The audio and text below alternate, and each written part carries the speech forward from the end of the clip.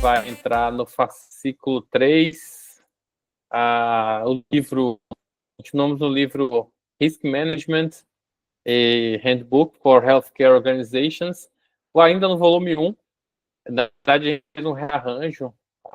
Vocês vão perceber que estamos...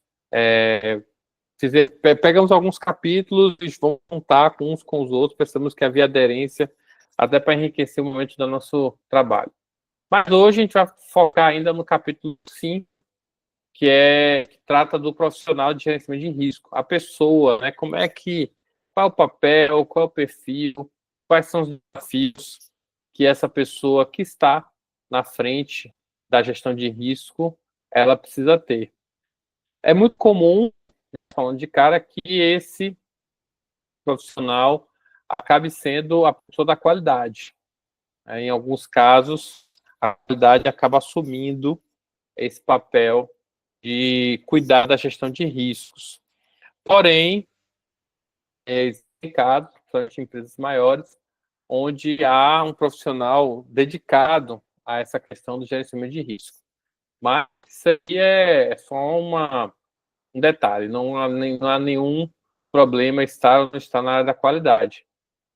A questão é só que você tenha todas as ferramentas e a volumetria de análise de risco, de tratamento dos riscos, seja uma volumetria que esteja adequada para a realidade. Então, ou seja, se a volumetria não é tão alta, talvez acumular a gestão de riscos na qualidade seja uma boa ideia. Mas se a empresa tem muitos processos, muitos procedimentos, muitas situações, há uma alta complexidade dentro dessa empresa, aí eu questiono a colocação desse atributo para a qualidade. Na minha visão, acaba sendo muita coisa para um único setor. A qualidade ela já tem que cuidar da gestão dos documentos, da gestão das auditorias e da gestão das não conformidades. Agregar a gestão de risco somente nos casos em que a volumetria de análise de risco não seja muito alta. Aí é possível. Quando isso é muito alta, realmente não cabe lá, assim, criar um setor específico de risco. Então, começando já com esse preâmbulo, o gerenciamento de risco ele é uma função essencial na segurança do paciente, é um ponto muito debatido, muito observado nas auditorias de ONA 1, que é focado na segurança do paciente. Então, essa sustentabilidade, ela precisa mostrar que os riscos estão controlados, a segurança do paciente ela está garantida e permitir que a gente possa, em caso de ocorrência, que você tenha ali uma retroalimentação. Ocorrer situações diversas é ruim, coisa que é bom, é ruim. Mas não significa que a gente tenha que ficar lamentando, porque quando uma situação ruim acontece, você pode e deve tirar dela uma melhoria para o seu processo. Porque se algo que estava no campo dos riscos se torna uma não conformidade, significa que aquelas barreiras que a gente pensou que existia, elas não estão tão bem estruturadas ou elas não estão tão firmes quanto a gente pensa. Então, precisamos fazer ainda mais algumas adequações. Então, essa análise tem que ter. Então, para que isso tudo rode bem, é importante que o perfil da pessoa que esteja à frente seja um perfil adequado, numa formação adequada. E aí, quando eu falo formação, não estou apenas dizendo a questão da formação acadêmica, mas muito mais na formação prática e empírica. Ou seja, não apenas na questão da teoria, do conhecimento teórico, mas também do conhecimento prático da análise.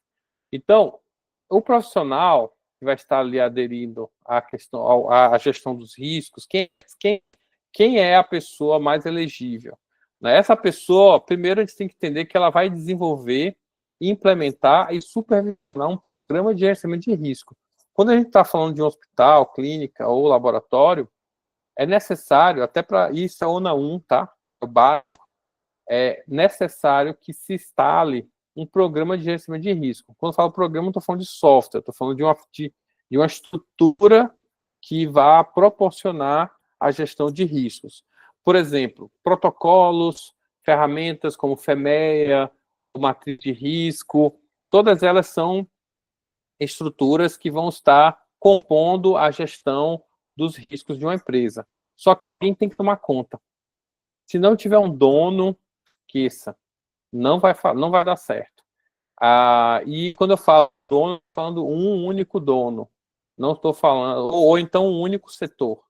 Mas não estou falando de... Eu não sou muito a favor, mas na prática eu nunca vi dar certo a fragmentação da gestão de risco, porque mesmo que eu tenha assistência cuidando dos seus próprios riscos, mesmo que eu tenha a administração, o centro cirúrgico, cada um cuidando dos seus riscos, é natural que eles se envolvam na rotina de uma forma que isso acabe não sendo tão...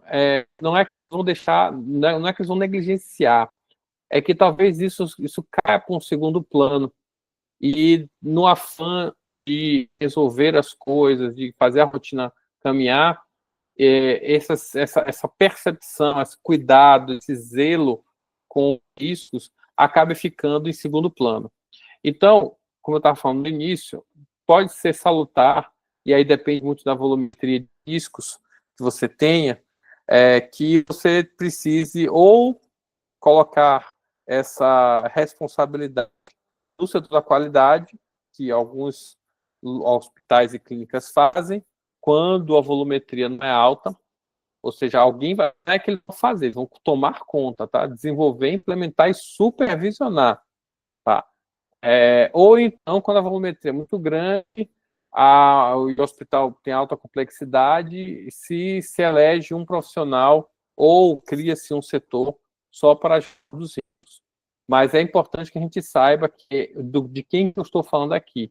Eu não estou falando da pessoa que está na ponta, estou falando da pessoa que cuida da gestão dos riscos da empresa. Essa pessoa ela vai atuar como uma ponte entre as áreas ativas e assistenciais junto com a jurídica. Então, é uma pessoa que tem que ter essa conexão. Por quê? Porque, às vezes, situações que vão emergir na assistência ou na administração, que podem gerar riscos jurídicos, elas vão precisar ser tratadas junto com alguém mais qualificado, com a assessoria jurídica, por exemplo, se tratar de questões legais, por exemplo. Então, essa ponte tem que ser bem sólida, porque os principais riscos e os riscos que estarão muito mais em nosso radar serão os riscos jurídicos, até porque nós sabemos que o impacto desses riscos jurídicos eles são enormes, né? E aí, essa pessoa vai precisar se articular com essas áreas e com o jurídico para que ela possa estabelecer as políticas.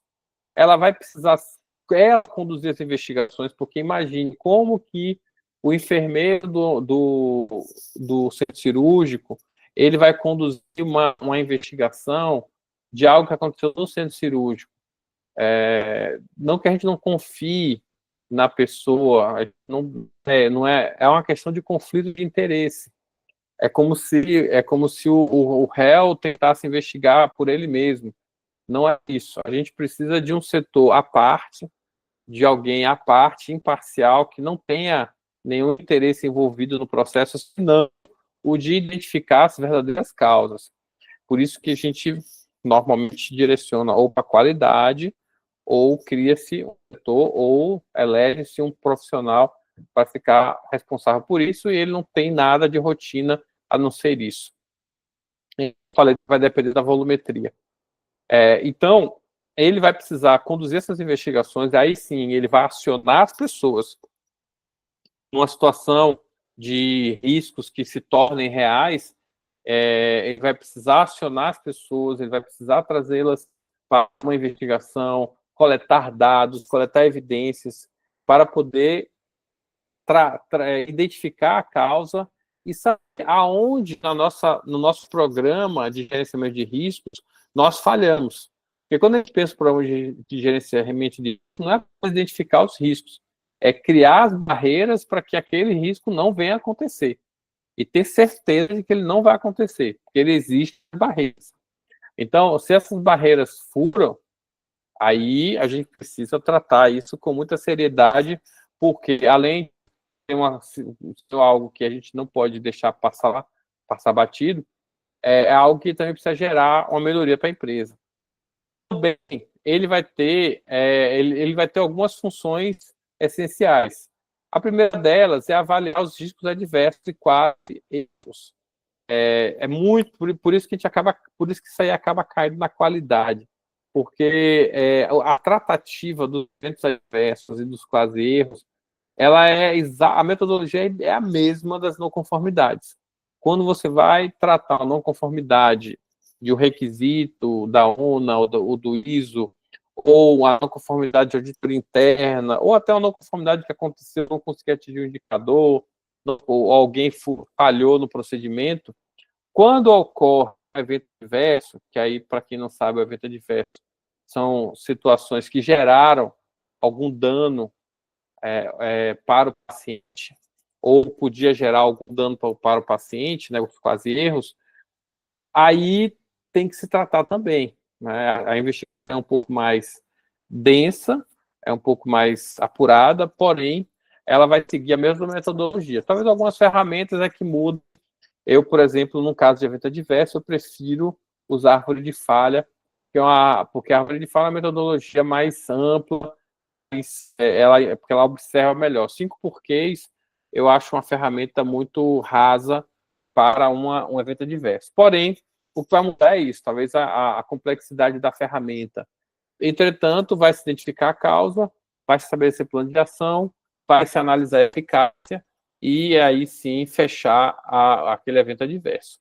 Então, nessa perspectiva, a metodologia é a mesma. Então, pode ser colocado na qualidade, desde que o volume não seja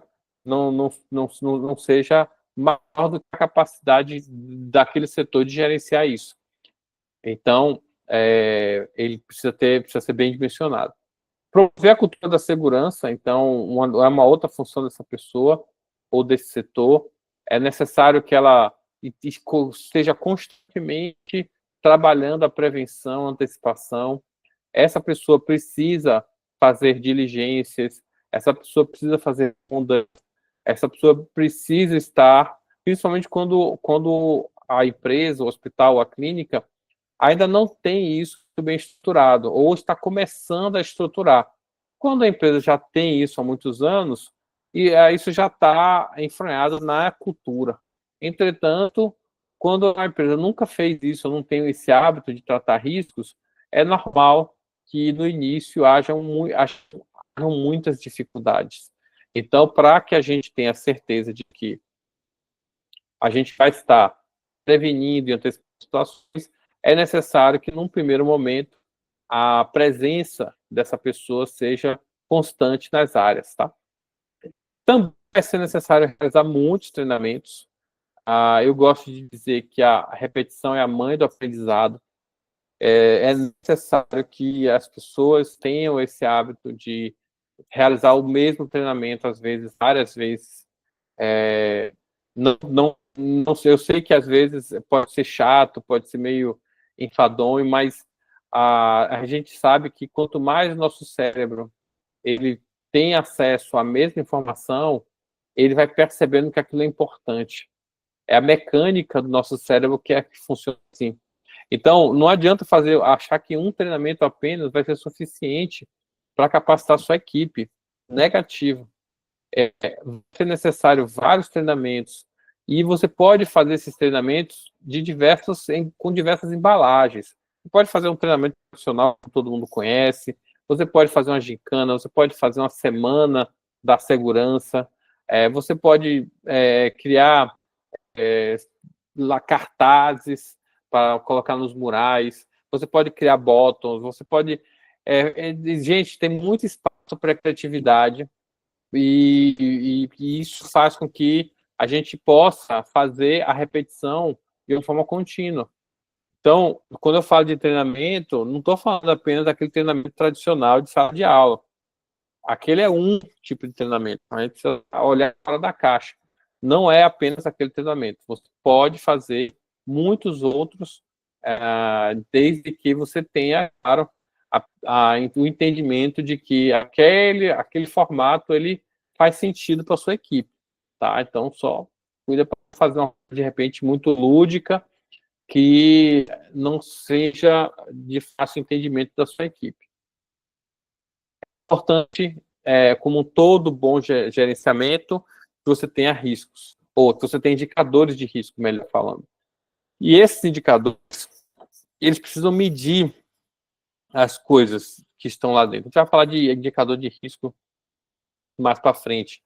Mas é importante que ele tenha essa preocupação de manter os indicadores de risco sempre muito bem alimentados e atualizados. E, claro, apoiar as investigações e lidar com demandas legais, as questões jurídicas que nós falamos. Bom, então que perfil é esse, Danilo? Como é que recomendações o livro traz? Claro, vamos estar sempre olhando primordialmente para o livro que nos está dando base nesse momento, e sempre adaptando a realidade brasileira e também um pouco da nossa experiência. Primeiro deles, a formação.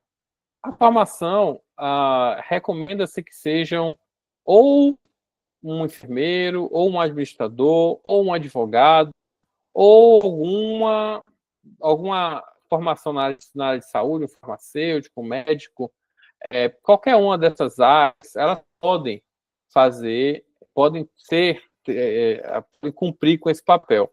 A questão é o treinamento. Um administrador, ele já está um pouco mais na frente, porque dentro da matriz curricular é dado muita coisa sobre gestão de risco, sobre governança. Isso é uma pauta que já é dada dentro da formação do administrador. Então, o administrador leva vantagem em relação aos demais. O advogado também, só que o advogado tem um pouco menos, porque o advogado ele se limita às leis, ao entendimento das leis.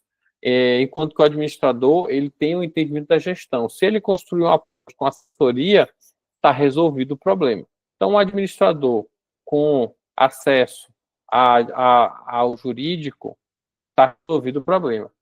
Um advogado atende, mas aí o advogado vai precisar entender de gestão, o que já é algo que limita ele, porque na formação dele é muito pouco que se dá de gestão, principalmente no que tange as questões de ferramentas da qualidade e outras coisas que podem ser aplicadas nas investigações de risco. Porém, nada que um curso não resolva, tá, gente? Nada que um curso não resolva. O gestor de risco, ele não é um profissional que já é formado na faculdade pronto. Ele vai precisar ser preparado. Porém, o administrador ele tem mais vantagem, o advogado tem um pouco menos, mas também tem boa vantagem. A vantagem, na verdade, do advogado, talvez eu possa dizer que seja a redução dessa consulta com o jurídico, porque ele já conhece. Mas a gestão ele não conhece, vai precisar estudar, ser treinado para isso. O enfermeiro, o médico e os demais profissionais na área de saúde, esses realmente, a formação acadêmica não tem muita coisa. Não vê muita coisa. O que eles veem mesmo são as questões voltadas para a equipe dele, para a situação do que ele está fazendo. Entretanto, quando a gente fala de gestão de risco, que a gente sabe que vai precisar entender o processo, eles são as pessoas, os entendidos do processo. Eles conhecem o processo, sabem onde pode se gerar algum tipo de situação. Então, porém, nada que também o administrador ou o advogado não consiga capturar através de entrevistas e conversas com eles. Então, acabam sendo muito mais particulares, mas também, se eles souberem, se eles forem treinados em gestão de risco, em conhecimento da ferramenta, eles também se tornam um profissional completo. Então, onde é que eu quero chegar aqui, gente? Não existe uma formação perfeita. Algumas delas vão ter lacunas. Porém, se você souber complementar com o que aquela formação necessita para que ele possa tocar bem o programa de gestão de risco, tranquilo. Não vejo nenhuma dificuldade. E tem muito treinamento aí, muito treinamento. Você consegue encontrar treinamentos online, treinamentos presenciais. Hoje, gestão de risco é uma onda que está aí já perene e que eu acredito que ainda vai permanecer por mais algum tempo. Então, oferta de treinamentos não vai faltar. Outras formações recomendadas, pós-gestão de saúde, pós-gestão da qualidade, tem pós-segurança, compliance, governança, existe já ESG, já existe pessoas que estão fazendo curso de ESG, tem outras que têm formação, pós-graduação não que seja uma pós-graduação em ESG, mas uma pós-graduação que já aborda a governança e o compliance e que traz muito material bacana para a formação daquele profissional. Então, tudo isso são investimentos que vão ser necessários para que sua equipe, para que esse gestor, para que essa pessoa, para que você, se você está a fim de ser essa pessoa que vai estar na frente da gestão de risco, você precisa se capacitar, ler bastante, ler livros. Assim, gente, hoje o conhecimento está disponível. É só você ir lá acessar. Algumas competências que eu considero literais e a gente também entende que são importantes. Primeira, o conhecimento da legislação. Mesmo que você não seja um advogado, um enfermeiro, um administrador, um médico, ele precisa ter conhecimento da legislação a qual ele está submetido. Se ele não tem conhecimento, ele precisa conhecer. Então, está aí um curso complementar de legislação, na área de saúde, de repente, uma atualização, talvez, porque as leis também mudam muito. É importante que se tenha esse investimento, porque entender bem a legislação ajuda muito, mesmo com uma assessoria jurídica. Que ele pode pensar assim, mas nós já temos assessoria jurídica, será que é necessário mesmo ter esse curso? Eu sou a favor, porque às vezes a realidade do hospital sendo vivida pela própria pessoa ou pelo profissional acaba tendo uma leitura um pouco mais perspicaz do cenário. E aí da adequação daquele cenário àquela legislação ou a outra legislação. Então, hoje é possível ter esse tipo de curso, treinamento também para te complementar. É super recomendável, tá? Outra é a capacidade analítica, porque quando você vai pensar em risco, você vai pensar em cenários, em situações que podem acontecer. Então, se você não tem essa capacidade analítica, vai precisar ter. Aí o treinamento já é um pouco mais difícil, porque vem muito de uma pessoa que tenha já o hábito de analisar, de fazer, de desenvolver cenários na cabeça, de enxergar as consequências que podem acontecer, se isso acontecer, se isso acontecer, se isso acontecer. Então, essa capacidade analítica requer muita prática, muito treino e realmente uma disposição da própria pessoa em querer entender e buscar as respostas. Aí cabe a pessoa desenvolver isso de forma individual. Não conheço, talvez haja alguns treinamentos nesses coaches para desenvolvimento de capacidade analítica, mas eu particularmente não conheço. Outro ponto importante é a comunicação clara e empática. A comunicação clara, todo mundo já entende que é usar o português bem adequado, porque a língua portuguesa já é difícil. Você ainda falando errado, realmente vai gerar mais problemas na comunicação. Uma comunicação clara, objetiva, direta, é sempre fundamental que a pessoa possua essa abordagem, né? Esse tipo de abordagem.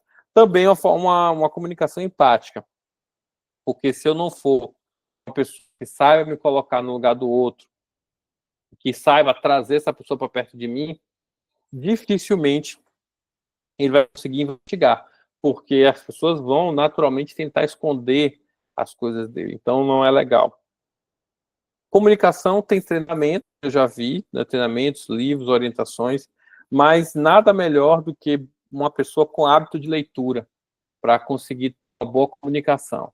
Uma pessoa que lê bastante, uma pessoa que tem hábito de leitura de pelo menos 15 a 30 minutos por dia, é uma pessoa que já consegue se comunicar muito bem. Pessoas que têm dificuldade de se comunicar são pessoas que leem pouco. Então, se você quer entender, ou se você não tem o hábito de leitura, então desenvolva isso. Se você tem, ótimo, você já está apto. Se você estiver selecionando essa pessoa, já faz essa pergunta na entrevista, que eu acho que já ajuda muito vocês a filtrar, a fazer a filtragem de quem deve ou não deve estar nessa área. Outra competência importante é a liderança. Se você não tiver liderança sobre a gestão de conflitos, pouco provável que você consiga ter sucesso na gestão de risco, porque a gestão de risco implica não apenas em se antecipar, mas implica também investigar. Como é que você vai conseguir investigar se você não tem liderança? Se as pessoas não te respeitam ou não te enxergam como líder? Dificilmente você vai conseguir avançar muito nesse processo. Então, ter liderança, quando eu falo líder, é um líder que tenha pulso firme, que saiba realmente se posicionar, ter firmeza, imparcialidade, tá? Tudo isso compõe um aspecto da liderança. Algumas habilidades técnicas. Agora, pensando aqui, o que seria a parte técnica desse profissional para que você saiba escolher, ou se você estiver afim de ter essa pessoa, porque você identifique e possa desenvolver.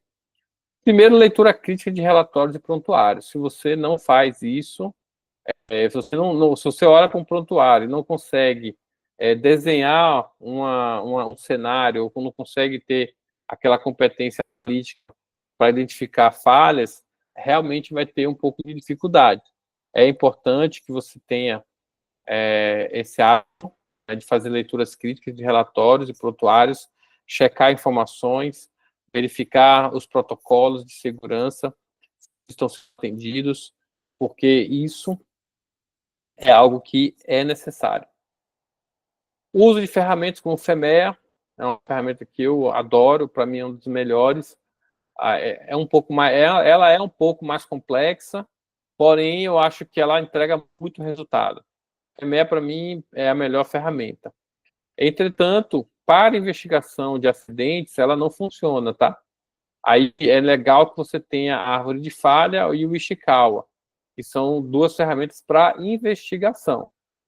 O FEMEA, ele vai ter para um instrumento para você ficar identificando e monitorando os seus riscos. Então, ali você vai fazer um inventário de todos os riscos que sua empresa está correndo, você usa o FEMEA. Porém, quando algo acontece, aí você vai partir para a árvore de falha e o Ishikawa para identificar as causas. Mas saber utilizar, saber aplicar é fundamental. Gestão de base de dados, sistema de notificação, você precisa ter acesso, tem que saber utilizar a base de dados da empresa, você tem que ser uma pessoa que saiba investigar, utilizar o sistema da empresa, todos os sistemas da empresa, para que você possa dali extrair evidências, poder acessar, poder ler, e isso vai te permitir uma maior acurácia nas investigações, tá? E, obviamente, o sistema de notificação, tanto o sistema de notificação da Anvisa, onde você reporta também, colhe os alertas, quanto os sistemas de notificação interna, que são as conformidades e os relatórios de eventos adversos. Então, esses aí são pilares importantes, porque eles são a operação da atividade dessa pessoa. Se ela tem acesso às bases de dados e consegue ter acesso também, se bem que o acesso aos alertas da Anvisa ele é público, tá? No site da Anvisa, você entra no site, para alertas, você vai cair num filtro e lá você consegue fazer identificar os pontos, né, que podem ter alguma relevância com você. Então, lá todo dia chegam alertas da Anvisa para que todo o sistema da saúde do Brasil possa tomar as medidas adequadas. Às vezes você está usando uma bomba de injeção que tem um problema de série de fabricação. Isso é identificado pela Anvisa, ela solta um alerta e você tem que fazer o seu dever de casa de ir lá e verificar se suas bombas ou não adequadas com aquele processo. Então, isso também é gestão de risco, tá? Porque às vezes você pode estar comprando algo que não esteja adequadamente preparado para o propósito, e aí você precisa ter alguém que esteja de olho nisso aí. Outra habilidade importante é o conhecimento e auditoria. Saber auditar, tem que ter o conhecimento também profundo na acreditação. Tem que ser uma pessoa que seja conhecedora. Se você não é, você procura ser. Como eu falei, aqui eu estou mostrando pontos que o livro trouxe, algumas coisas que a gente complementou para poder formar bem um profissional que vai estar trabalhando nas questões de risco. O uso de IA para análise de cenários, isso aqui é uma novidade, o livro trouxe, eu achei bastante pertinente, porque a IA já é realidade, gente. Eu estava falando com algumas pessoas que a IA não é que ela vai criar novos cargos, como engenheiro de prompt, não sei o quê. Ela não vai ser uma ferramenta onde vamos ter cargos com pessoas contratadas para usar IA. Todos os funcionários precisam saber usar IA. Ela vai ser uma prerrogativa para a contratação. Ainda não é no Brasil. Lá fora ainda não vi nada ainda acontecendo nesse sentido. Porém, as big techs, as grandes empresas de tecnologia, já adotam isso como algo necessário para que você possa ser contratado. Então, a pessoa que não conhece de IA, você não conhece de inteligência artificial, comece a conhecer. Vá buscar, estudar, vá ler, porque se você não domina essa ferramenta, você tem que começar logo, porque apesar de que a IA já tem aí uns 2 ou 3 anos da sua existência, ela é uma ferramenta que ainda está incipiente no mercado. Então, está pegando bem o comecinho da amplitude, a IA está começando a ganhar corpo agora. Os seres humanos estão começando a entender como utilizar a IA. E aí as empresas, naturalmente, vão se apoderar disso e vão querer pessoas na sua equipe que dominem a inteligência artificial. Então, tá aí o hashtag fica a dica, né? Corre atrás, porque se você não sabe, comece a saber, pegue um chat GPT, chat GPT gratuito, gente. Pelo amor de Deus, faça o investimento, são R$100, pelo menos até agora e use como uma ferramenta para que você domine ela, para que você saiba fazer uso dela com profissionalismo, não como um amador.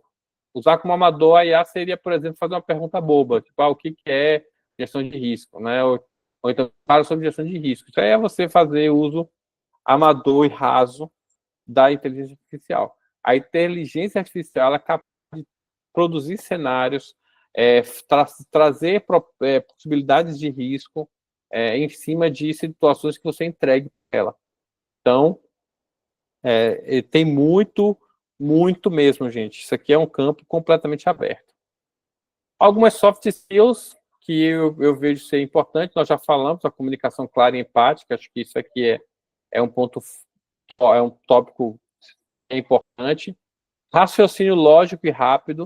Se você não tem raciocínio lógico, começa a desenvolver. Isso é soft skills, gente, são habilidades, são habilidades que não são habilidades que você aprende da noite para o dia. Como, por exemplo, o IA seria uma habilidade técnica, né? Saber mexer na IA é uma técnica. Mas ter raciocínio lógico e rápido é uma coisa que você tem que vir desenvolvendo. Tá? Então, se você não tem, para você desenvolver não é rápido. Soft skills não são habilidades que se desenvolvam com muita rapidez. Você realmente vai precisar de um tempo para conseguir chegar lá. É por isso que muitas empresas priorizam também nas suas contratações pessoas que tenham bom soft skills bem estruturados. Esse aqui é um deles, né? Raciocínio lógico e rápido. Tem prova para isso, tá? Eu já vi vários processos de seleção que eles aplicam provas de raciocínio lógico para que identifique pessoas que tenham essa capacidade. Saber negociar, gente, também é um soft skills, não tem técnica, né? Por mais que desenvolvam ou tentem desenhar uma técnica, não tem. O que você tem aí é a capacidade mesmo de você ler o cenário, ler aquela pessoa com quem você está negociando e traçar um plano, né? E uma estratégia.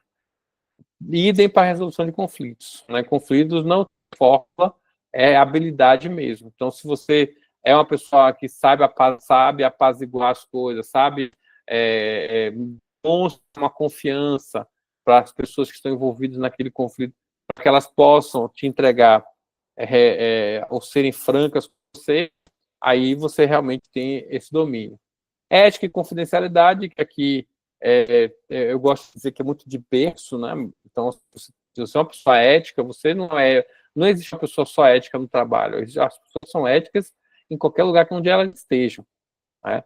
A questão da confidencialidade, que a gente sabe que é fundamental também na empresa.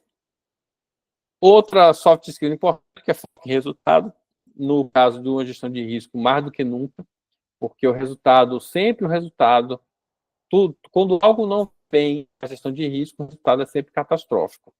Então, ter uma pessoa que esteja ali realmente imbuída de uma força de um foco para gerir esses resultados e acompanhar isso é fundamental. Liderança e gestão do tempo, liderança também, apesar de ter técnica, mas também é uma habilidade. Não se faz um líder da noite ao dia, um líder se aprimora. Não que a pessoa já nasce líder ou que eu não sou líder, então nunca serei líder. Mas você precisa ter paciência no desenvolvimento dessa liderança. A liderança requer muito estudo, muito treinamento, muito posicionamento, muita autocobrança na hora de você falar, na hora de você se posicionar. Envolve muito sistema de crenças, mas se você acha que você não é bom, você não vai conseguir ser líder. Então, tudo isso são pontos que são importantes para todos se identificar.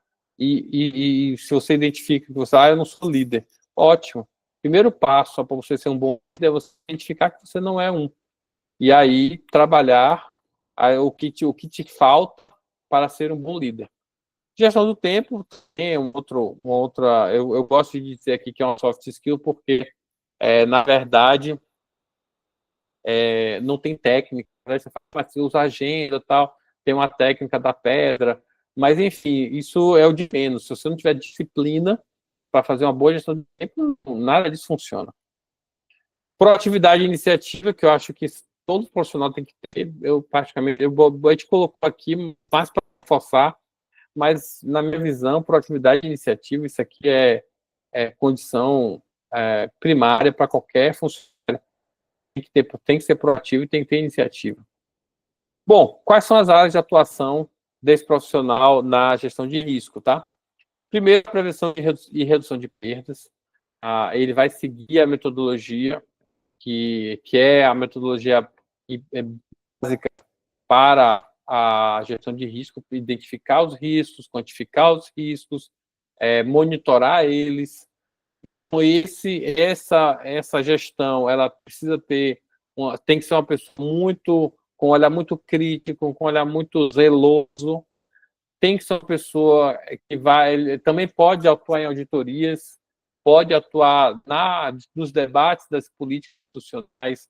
Essa pessoa também pode fazer treinamentos, né? E também pode ser a pessoa para estar fazendo comunicações relativas a risco. Outra área de atuação importante desse profissional é o gerenciamento de sinistros, que abrange toda a notificação até a resolução do processo.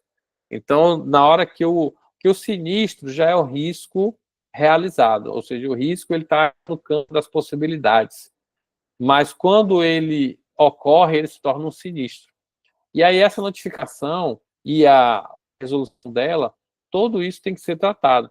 Vai exigir o conhecimento legal da legislação, relacionamento com seguradoras, advogados e mediação de conflitos.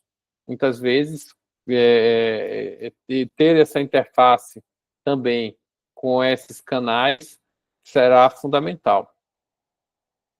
Tem a parte também de financiamento de risco, porque e aí quando o livro traz a análise de financiamento de risco, ele está falando muito mais na contratação de seguros, na gestão das perdas, por exemplo, o hospital tem que ter seguro do prédio, o hospital tem que ter, os funcionários têm que ter seguro de vida, a contratação, os veículos, as ambulâncias precisam ter seguro dos veículos.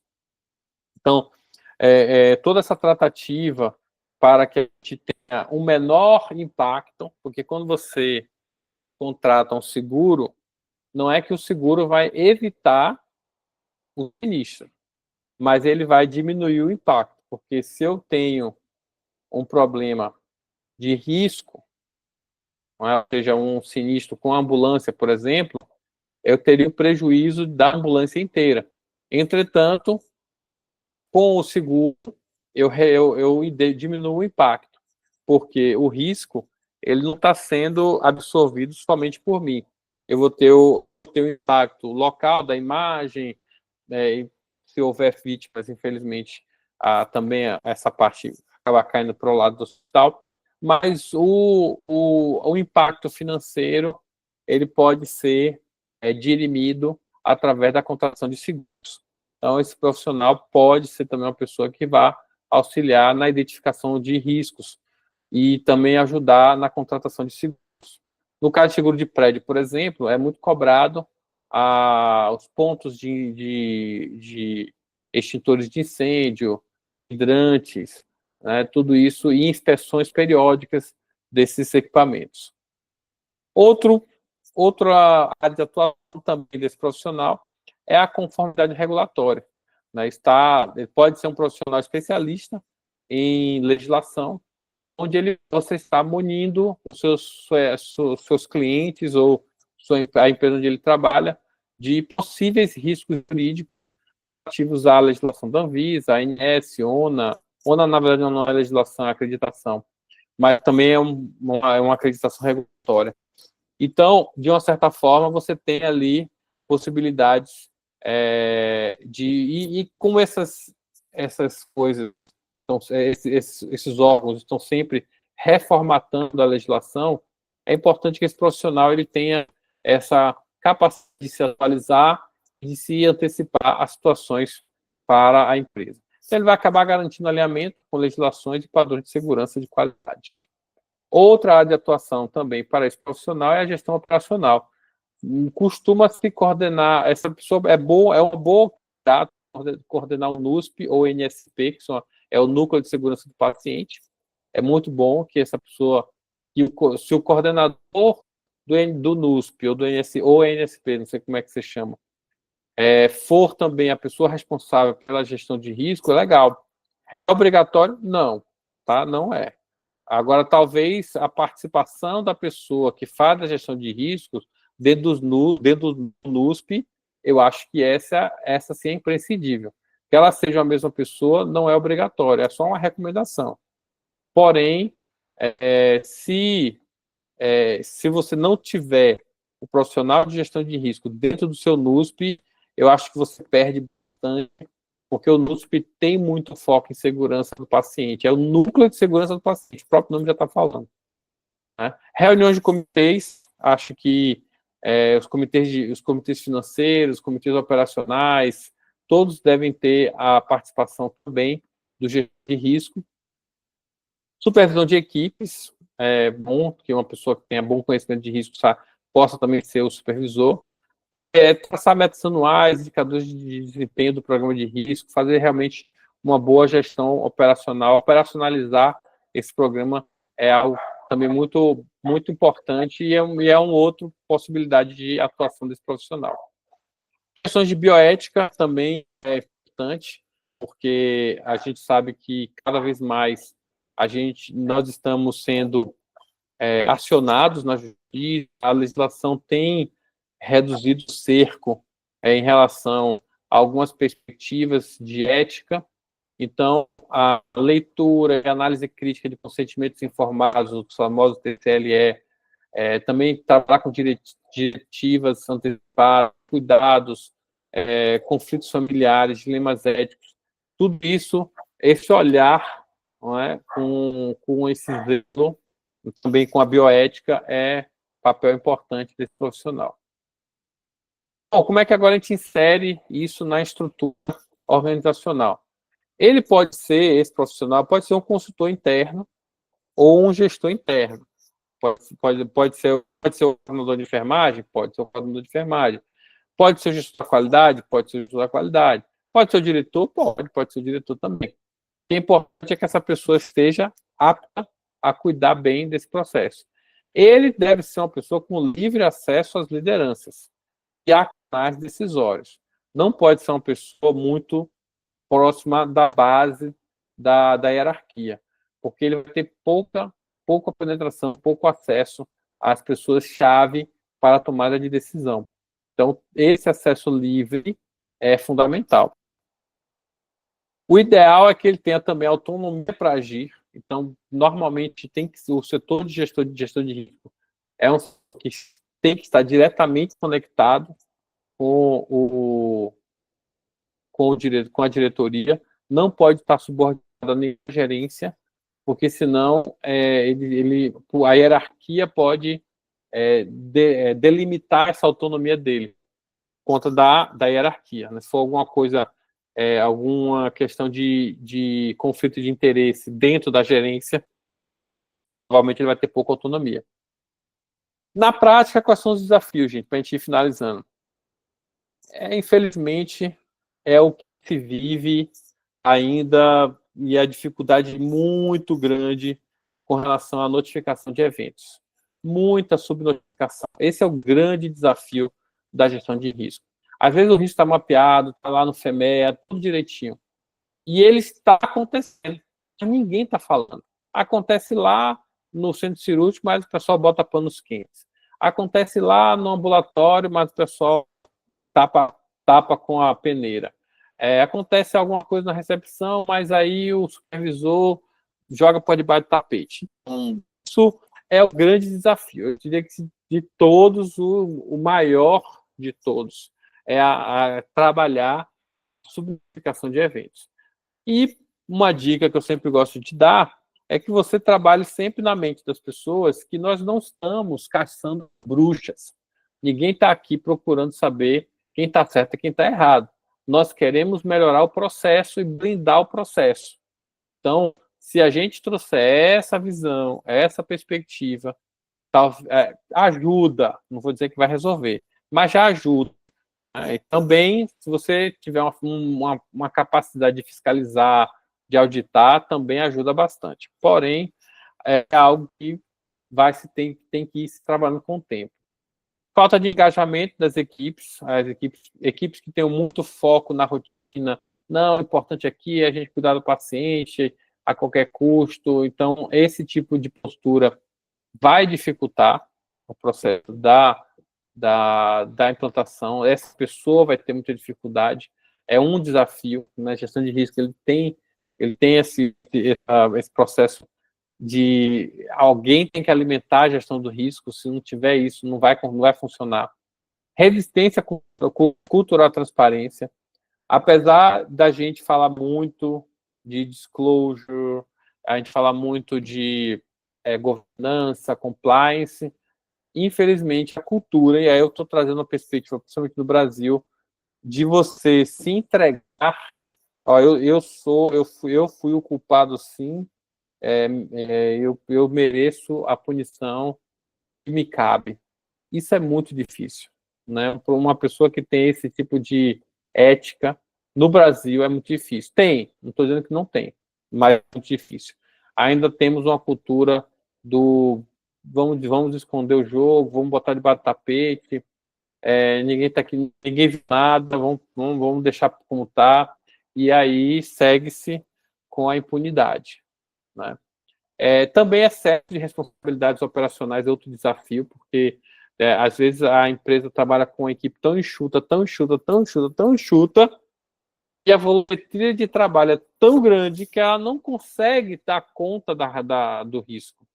Então, ou o excesso de responsabilidade não vai te fazer dar conta dos riscos, ou esse excesso vai gerar mais risco ainda, porque você vai agregar isso talvez possibilidade de falta de atenção em alguns momentos, porque o seu cérebro está em estafa.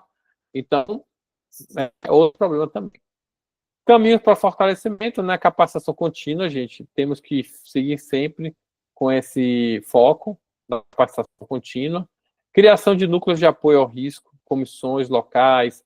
É importante que as comissões, os comitês, eles tenham sempre essa percepção do risco, para que eles possam ser também transmissores dessa cultura, que eles possam levar isso para todas as pessoas. Como eu falei, a cultura da não punição, quando fala que estimula a cultura não punitiva, não é que não tem que haver punição, é que a gente tem que olhar para o processo, não é que você vai passar a mão na cabeça.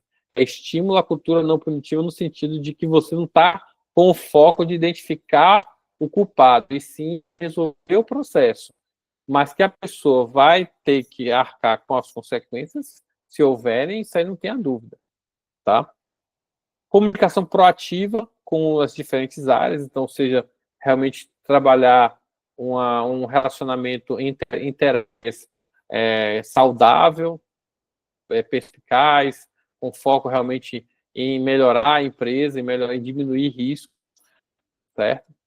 E as tendências futuras, para a gente ir finalizando, integração compliance e ESG, que isso já está acontecendo. O risco começou primeiro, depois veio a reboque o compliance, que trouxe a reboque o ESG. Então, hoje, isso está se moldando em um processo muito mais amplo, que é o de governança. A inteligência artificial na análise de eventos já é realidade, tá, gente? Já existem ferramentas, as pessoas já estão começando a trazer a IA para as investigações, para que ela possa também opinar, no sentido de apontar caminhos que de repente não estão muito claros. Claro que a gente não vai assumir como verdade o que a IA traz, tá? A IA é uma ferramenta, ela não é a possuidora da verdade. Ela tem uma perspectiva de análise mais rápida e mais perspicaz em alguns pontos, desde que você também saiba usá-la. Então, por isso que eu falei no início, um pouco mais atrás, que profissionais que dominam a IA são profissionais que vão sair na frente nos 5 anos. Não estou nem falando de 10, 15 anos, não. Então, nos próximos 5, quem tiver preparado está na frente. Quem não tiver, não é que vai ficar para trás, é que vai ficar fora mesmo. Automação de notificações, isso é uma coisa que a gente uma tendência da tecnologia buscar formas de automatizar. As câmeras hoje de segurança, elas, com a integração com a inteligência artificial, elas podem interpretar as cenas, tá? Fiquem de olho nisso aí, é uma tendência para que você ter câmeras E segurança não apenas para eu ficar registrando e depois, quando acontecer algo, eu ter como capturar a informação. Mas ela também já te consegue antecipar situações. Ela vai observar pessoas, ela consegue, tem interesse, consegue identificar até pessoas com possibilidades, com perfil suicida, pela forma como elas se expressam, tem coisas ali que ela percebe, não vou saber explicar todas elas, mas que ela consegue identificar uma pessoa que pode estar aí, que pode parar um sinal de alerta para a gestão de risco. Ó, isso aqui tem risco de acontecer. Então, isso é muito bacana. E a valorização também, o profissional da área de risco vai ser cada vez mais valorizado, cada vez mais requerido. Então, se você puder realmente focar a sua carreira na área de gestão de risco, eu super recomendo, tá? Então, por fim, para finalizar, o profissional de risco é essencial para transformar riscos em decisões. Não tem jeito, a gente tem que não é mais um profissional que vai aumentar custo, ao contrário, é um profissional que vai me ajudar a reduzir custo, porque ele vai estar olhando os riscos, vai estar tratando esses dados e apoiando nas melhores decisões. O papel é preventivo, estratégico e formativo, ou seja, ele vai trabalhar na prevenção, vai pensar a estratégia da empresa de forma estratégica, a gestão de risco, ajudar a formar a cultura a cultura de risco da empresa. E, obviamente, um perfil multidisciplinar, autonomia institucional,